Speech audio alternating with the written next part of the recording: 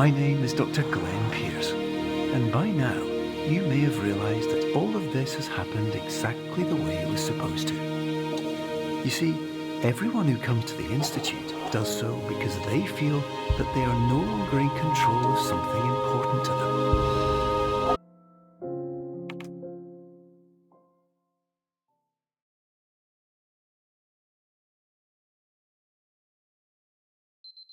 Hello, and welcome to the Superliminal Developer Commentary. I'm Albert, Game Director of Superliminal.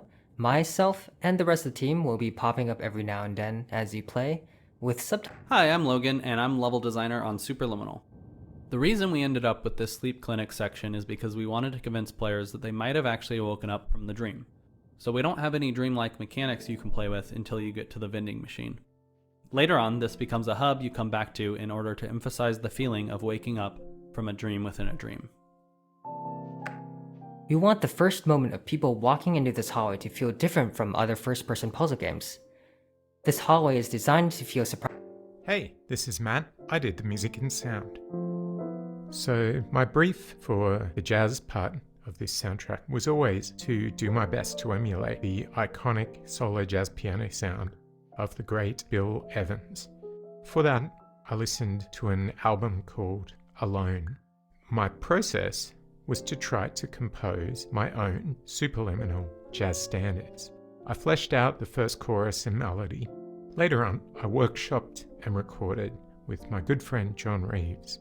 And I'm so glad I did because his piano skills are so much better than mine.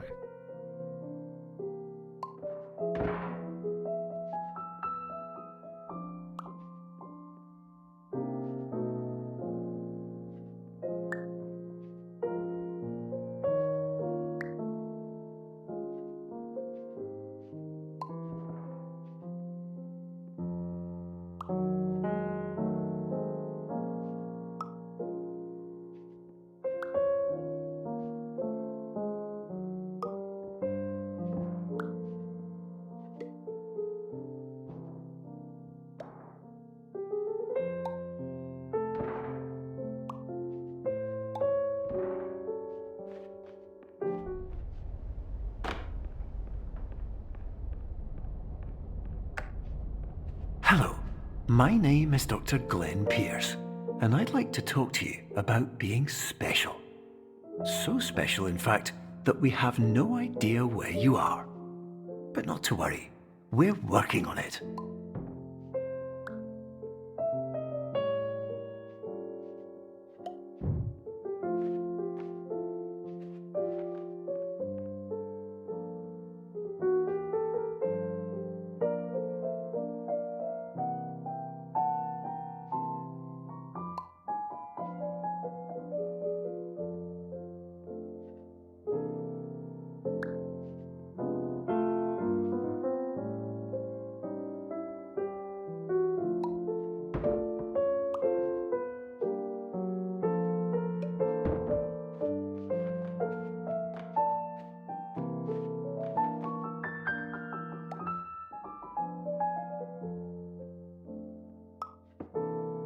Hi, my name is Ryan, and I was the principal artist on Superliminal. Optical's Pink Hotel Hallway was the first area we nailed down visually and served as a starting point for how we approached the art for the rest of the game.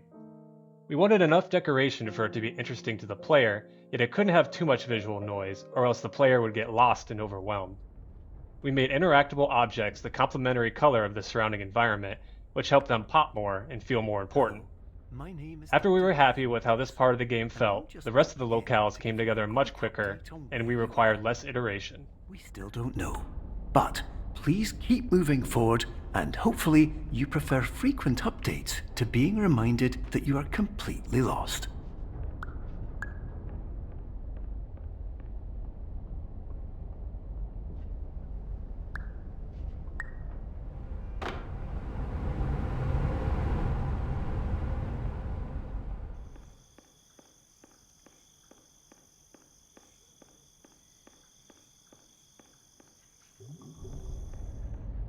Hi, my name is Phil Fortier, and I was the graphics programmer on Superliminal, and I also worked on some of the Easter egg design. So in this warehouse, you'll notice that there are actually 4 exits to the room, and the level geometry on the other side of the exits would actually overlap if it existed in real space.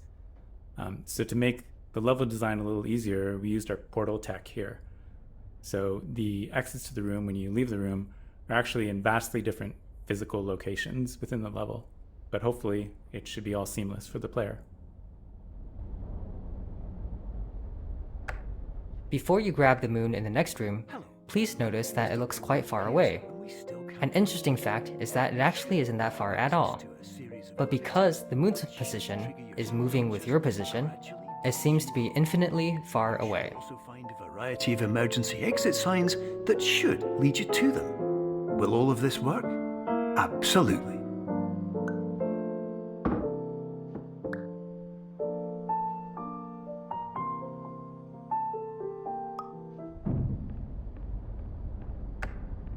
Hello, my name is Dr. Glenn Pierce.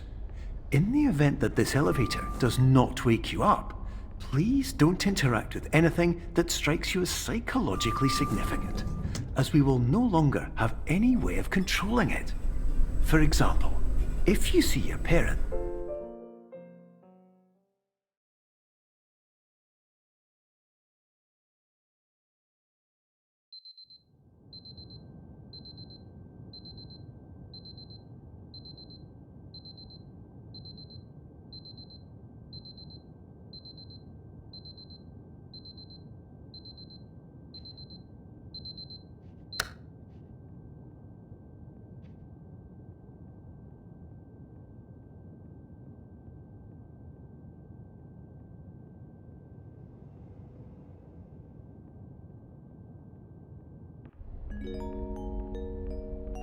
This is an automated message for all patients who attempted to use an alternate pathway to access the next phase of somnasculpt therapy but who have become trapped in a dream state paradox instead. Your decisions imply a failure of orientation, which reflects negatively on the standard orientation protocol. You will rectify this failure immediately.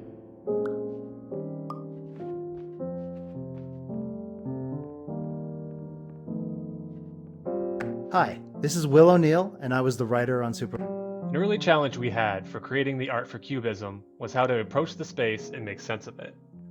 We started taking it a bit too literally.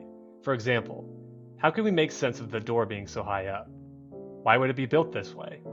The solution we arrived at was simply not to make sense of it, because it shouldn't. We created a simple museum aesthetic that wouldn't get in the player's way of experimenting with and enjoying the puzzles. Sometimes keeping it simple is the way to go.